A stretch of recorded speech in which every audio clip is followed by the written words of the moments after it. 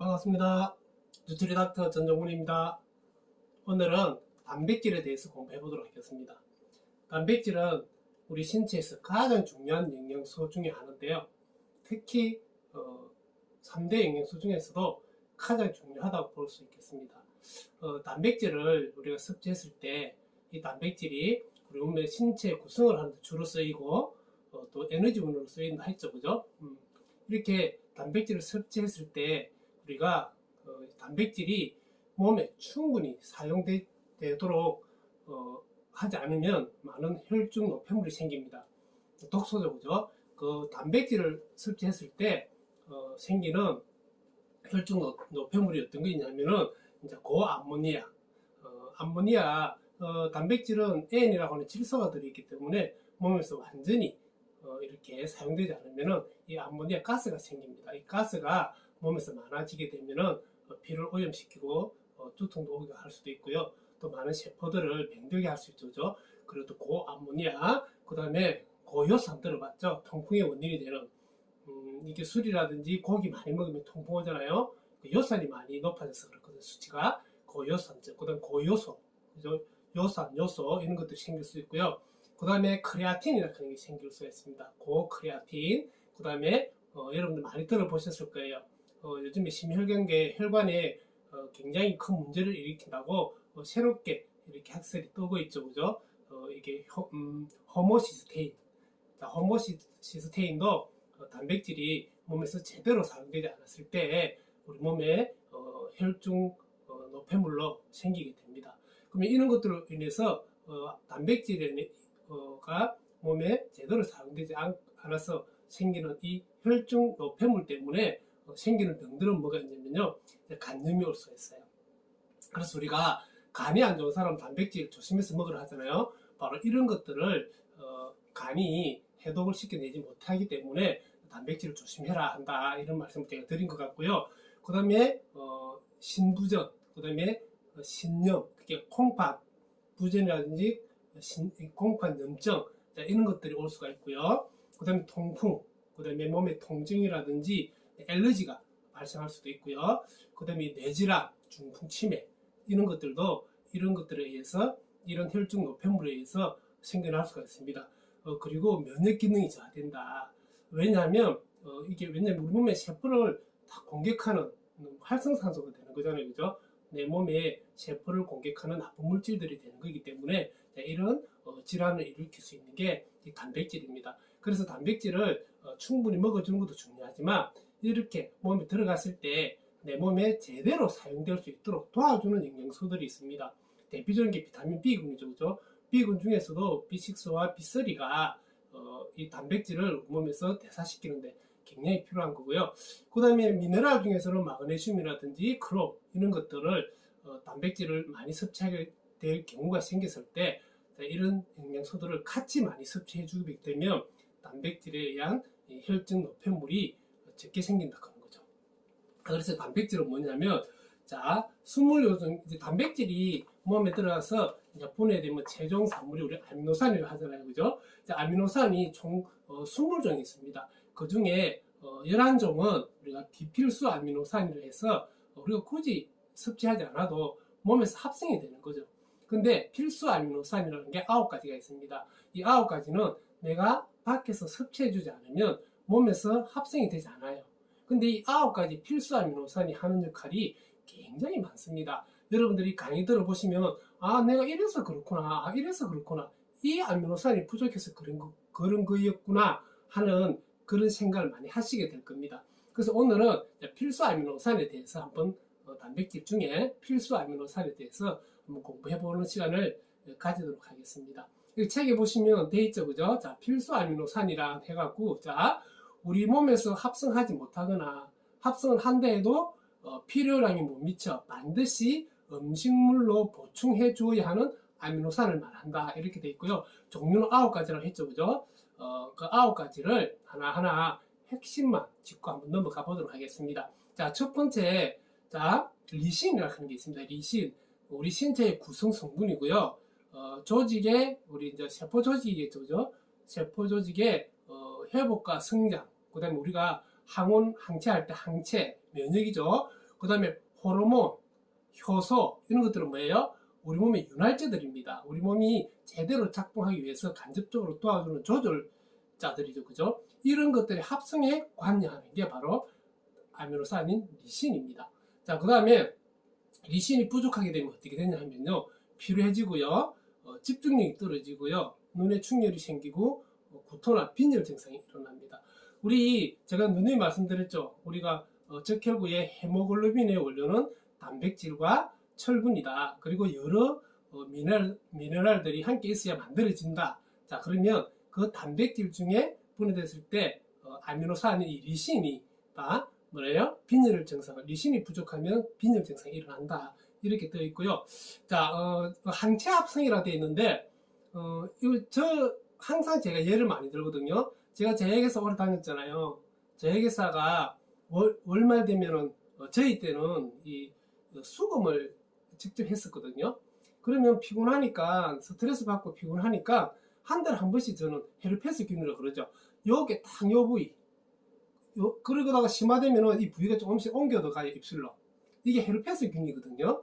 근데 이게 제가 제약회사 다닐 때 한 달에 한 번씩 생겼었어요. 근데 제가 암의 비즈니스 하고 났어요. 지금까지 오래됐지만 거의 손가락 안에 들거든요. 거의 생기지 않습니다. 여기 보면 제가 헤르페스균은 면역이 떨어졌을 때, 스트레스를 극도로 받거나 면역이 떨어져 있을 때 이제 피부를 파고 넣어죠. 이게 우리는 잠복균이라고 하는데 이 잠복균에 대한 항체가 약했던 거죠. 근데 제가 이런 공부를 하면서 단백질을 참 많이 먹었거든요. 여기 이렇게 돼 있는 거예요. 항체 합성에 관해 단순 포진 증상을 개선시킨다 돼 있어요. 이게 뭐냐면 단순 포진은 헤르페스균이거든요. 이게 입에도 생기고요. 그 다음에 성기에도 생깁니다. 성기에 생기면 우리가 성병으로 이야기하는 거고요. 입술에는 단순 포진. 이게 뭐냐면 비타민 C라든지 그 다음에 비타민 P. 자, 이런 것들과 바로 이 리신이 결합돼서 먹게 되면은 이 헤르페스균이 꼼짝을 못하는 것 같아요. 저는 요즘 거의 생기지 않습니다. 그 다음에 이 리신이 칼슘을 도와서 흡수를 도와서 뼈 성장에 관여한다. 그러면 우리가 단백질 먹으면 키 큰다 하잖아요. 그 키 크는 것 중에 리신도 그런 작용을 한다 이거고요. 자, 두 번째, 제가 말이 너무 빠르죠, 그죠? 이게 9가지인데 이 10분 근처에 하려니까 좀 많이 이 말이 급해지고 좀 이렇게 핵심만 탁탁 집어서 넘어가야 될 것 같아요. 그 다음에 발린이라는 게 있습니다. 발린은 뭐냐면 성장에 관여한다 되어 있고요. 그 다음에 혈액에서 질소 밸런스를 유지한다 되어 있죠. 참 이게 참 신기해요. 이 발린이라는 아미노산은 우리 몸에 뭐 하나로 이어 붙이면은 지구 뭐 2바퀴 반, 3바퀴를 돌린다는 핏줄 있잖아요. 이 핏줄들이 어떤 상황에서든 어쨌든 콜레스테롤을 끼든 파열이 일어나고 막히고 이런 것이 있을 거 아니에요. 그것을 자연스럽게 스스로 치유한다. 스스로 너무 심한 거는 치유 안 되겠죠, 그죠? 근데 애지간한 거는 이놈이 다니면서 보수하고 이렇게 해서 혈액의 흐름을 도와준다. 이렇게 간단하게 그냥 이렇게 보시면 돼요. 자, 그 다음에 세 번째로 페닐알라닌이라고 있는데 이놈은 신경전달 물질의 원료예요. 우리가 신경전달 물질 많이 배웠죠. 도파민, 엔돌핀, 세라토닌, 멜라토닌 뭐 많아요. 그거의 원료가 바로 이 페닐알라닌입니다. 그래서 여러분들의 밤에 수면을 못 취하게 되면은 이 멜라토닌이 부족해서 잠을 못 잔다 이렇게 하잖아요. 그러면 멜라토닌이 생성되기 위한 조건을 만들어 주는 것들은 사람들이 많은 이야기를 해요. TV에서도. 근데 멜라토닌이 만들어지려고 그러면은 바로 이 페닐알라닌이 있어야 되는 거예요. 다른 말로는 단백질을 먹어줘야, 원료를 먹어줘야 그게 만들어지죠. 환경만 만들어준다고 100% 되는 건 아니거든요. 그래서 그럴 때는 환경도 만들어주고, 그죠? 멜라토닌의 원료도 먹어주고, 이런 식으로 건강을 관리하면 굉장히 도움이 더 많이 됩니다. 자, 그래서 또 페닐알라닌은요, 천연 진통제 역할을 한다. 그 다음에 엔돌핀의 합성과 활성화에 필요하다. 그 다음에 두통 없는 진통제다. 그죠? 그 두통을 없애주는 진통제. 그 다음에 이제 우울증 치료에도 많이 쓰이는 게 바로 페닐알라닌이다. 우리 쉽게 말하면 그냥 아미노산 중에 하나예요. 자, 그 다음에 메티오닌이 있는데, 자, 우리가 메티오닌은 유황을 함유하고 있어요. 우리가 유황을 함유하고 있는 영양소들이 제법 있습니다. 유황을 함유하고 있어서 이 간, 그죠? 중독성 질환, 그게 간 치료에 굉장히 많이 간을 치료하는데 굉장히 도움을 많이 주는 아미노산이다 이거고요. 그 다음에 강력한 항산화제로 담낭의 기능을 돕는다. 그 다음에 히스타민의 혈중 농도를 떨어뜨린다.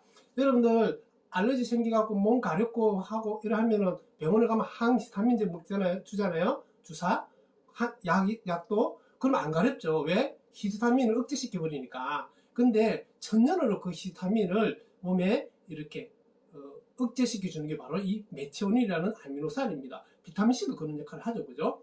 그래서 히스타민에 의한 알레르기 발진의 원인인 혈중 농도를 떨어뜨려서 가려움증을 줄여준다. 그 다음에 이것도 항우울에 효과가 있다. 자, 그 다음에 모든 셰프의 유전자인 헥사를 만드는데 필수다. 헥사는 우리 몸에 유전 정보를 갖고 있고 그 유전 정보를 전달하는 헥사네요. 그래서 우리 셰프의 핵심이죠. 이놈을 만드는데 필수가 바로 이 메티오닌입니다. 그래서 양질의 단백질, 좋은 원료가 좋은 헥사를 만든다. 양질의 탄수화물, 좋은 탄수화물이 좋은 셰프를 만든다. 그래서 양질의 것, 그래서 식품 첨가물 들어가고 착색용 뭐 보존료 이런 것보다 양질은 뭐냐면요, 가급적 인간의 손을 덜 탄 그런 식품을 얘기하는 겁니다. 자, 그 다음에 트립토판이 있어요. 트립토판은 아미노산, 필수 아미노산 중에 하나죠. 5번째, 이놈은 천연 수면제입니다. 자, 이 자체가 수면을 도와주는데 굉장히 도움을 주는 아미노산이다 이 말이고요. 자, 왜 그러냐면 보세요. 뇌에서 방금 제가 말씀드린 거네요. 자, 비타민 B6와 비타민 B3, 마그네슘과 함께, 이건 뭐냐면 내가 단백질을 먹으면 방금 요런 영양소를 먹어줘야 세라토닌이라고 하는 신경 전달 물질이 만들어진다. 자, 그러면 이 세라토닌이 하는 역할은 뭐냐면 진통, 체면, 신경 안정 이런 작용을 해요. 자, 그러면 이 세라토닌은 다시 뇌의 송가체에서 멜라토닌을 합성하면, 세라토닌이 멜라토닌을 합성하며, 멜라토닌은 젊음을 찾아주고 노화 방지, 면역 기능 강화, 항암, 심장병을 막아준다. 그거 뭐라고요? 숙면도 취하게 해준다. 이게 바로 원료가 트립토판이다 이거죠, 그죠? 자, 그래서 우리가 임산부들이 아기가 있을 때 단백질 섭취 많이 해야 되죠. 근데 입덧을 하게 돼요. 이 입덧이 뭐냐면 이 단백질 독 때문에 그렇대요. 그래서 입덧을 할 때는 더더욱 이 트립토판 대사가 일어나지 않아서 그런 거거든요. 그럼 왜요? 비타민 B군과 마그네슘, 크롬, 에너지 대사 비타민 미네랄을 같이 먹어주면 이런 독이 덜 생긴다 하는 거죠. 자, 그래서 세라토닌, 멜라토닌은 우울증과 밀접한 관계를 갖고 있다. 즉 불면증, 우울증 이런 거 치료에는 첫 번째가 뭐냐면 바로 이 9가지의 필수 아미노산이 기본입니다. 기본. 자, 그 다음 6번째 트레오닌이 있습니다.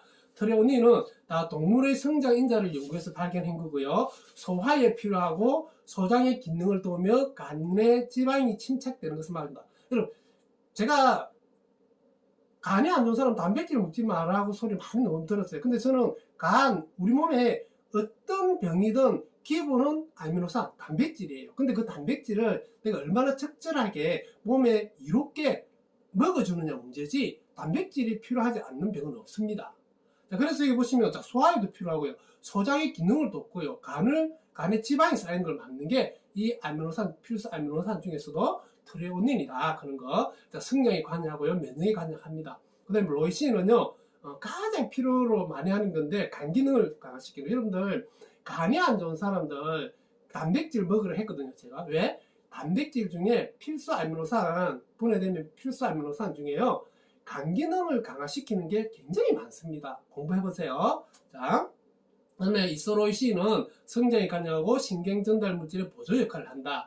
그 다음에 9번째 히스티딘이 중요한 거예요. 이 히스티딘이 히스티딘의 독이 히스타민을 보시면 되거든요. 근데 이놈이 필수 아미노산이에요. 없으면 안 돼. 근데 이게 또 몸에 들어가서 제대로 쓰이지 않으면 독이 되어서 몸 가렵게, 알레르기를 일으키게 하는 거예요. 근데 이게 보면, 자, 히스티딘은 히스타민의 원료다. 우리 몸 가렵게 하는 히스타민의 원료다. 어린이 성장에 꼭 필요한 아미노산이다. 꼭 필요한데, 어떻게 해요? 아토피 있는 애들 가려우니까 히스티딘 먹으면 안 되죠. 왜? 히스타민이 생기니까. 근데 키 크는데 꼭 필요한 거래요. 그래서 이런 어릴 때 이렇게 아토피나 몸 가는 거 알리지만 애들이 키 많이 안 커요. 왜? 히스티딘을 줄이거든요. 그리고 이 히스티딘은요, 관절염이라든지 스트레스를 이기게 하고요. 신경을 싸고 있는 우리 신경 조직 있죠? 그게 미엘린이라는 조직이 싸고 있거든요. 그것을 조직을 유지시키는 것도 하고요. 그리고 방사선으로부터 몸을 보호하는 게 이 히스티딘이에요. 근데 이 히스티딘이 뭐라고요? 히스타민을 올려라 하는 거죠. 히스타민은 뭐예요? 알레르기를 일으키는 물질, 몸의 혈중 노폐물로서 몸을 가렵게 하는 이런 거예요. 그래서 우리가 좋은 것도 없고 나쁜 것도 없는 거예요. 그래서 적절히 어떻게 어떤 영양소와 함께 먹어서 내 몸에 얼마나 제대로 쓰이게 하는가, 그게 가장 중요한 것 같아요. 그래서 그 다음 두 번째는 비필수 아미노산인데요. 비필수 아미노산은 요 9개 외에는 다 비필수예요. 몸에서 합성이 됩니다. 근데 특이한 게 하나 있어요. 아르기닌이라는 게 있어요. 여러분들 근육을 키우는 아미노산을 들어봤죠? 닭가슴살 많이들 거기에 들어있는 이 아르기닌은 특이합니다. 비필수지만 보세요. 어린이 몸에서는 만들어지지 않기 때문에 꼭 섭취. 어린이한테는 필수야. 먹어줘야 돼요. 자, 그래서 성장 호르몬의 타고난 효과를 대고 성장 호르몬의 타고난 키 크려고 그러면 아르기닌을 먹으라 이 말이거든요. 근데 애들 몸에서는 만들어지지 않아. 그래 애들한테는 필수죠. 어른은 그렇지 않아요. 자, 그리고 이 아르기닌은 면역 강화에 굉장히 도움을 주고요. 그 다음에 근육을 키워줘요. 근육 아미노산을 했죠. 자, 근데 이게 어린일 때도 안 만들어지고요. 그 다음에 50 이후에도 체내 합성이 안 돼요. 능력이 떨어져 버려요. 50세 이후에도. 그러니까 뭐냐면 이놈은 어린 시절에도 먹어야 되고, 자, 그 다음에 이제 50 되기 전에는 합성이 되고 50 되면 합성 능력이 현저히 떨어져 버리는 거예요. 그래서 뭐예요? 50 넘으면 이 아르기닌을 꼭 섭취해야 됩니다. 그래야 정신적, 육체적으로 활력이 생기는 거예요. 그래서 아프지 않는 사람이 50 넘어서 갑자기 기력이 떨어지고 힘이 없다 하는 분들 혹시 주위에 많이 계세요. 아픈 데 없는데 아르기닌 부족해요. 아르기닌을 드셔야 돼요. 이때는. 왜? 50 이후에는 합성 능력이 저하되니까. 그리고 남성들 정자 부족의 원인인 남성 불임 치료제로 이 발기부전에 이용되는 게 바로 이 아르기닌입니다. 그래서 아르기닌은 자, 한 번 더 말씀드릴게요. 비필수지만 어린이들한테는 필수고, 그리고 50 이후한테도 필수라고 봐야 되겠죠. 그죠? 어린이와 50세의 그 사이는 합성이 된다. 그래서 비필수지만 아르기닌도 우리가 챙겨서 먹어줘야 되는 아미노산 중에 하나다. 이렇게 말씀드리고 싶습니다. 오늘은 필수 아미노산에 대해서 말씀드렸고요. 다음에 또 이 아미노산의 역할에 대해서 좀 더 살펴보는 시간을 가지도록 하겠습니다. 수고하셨습니다.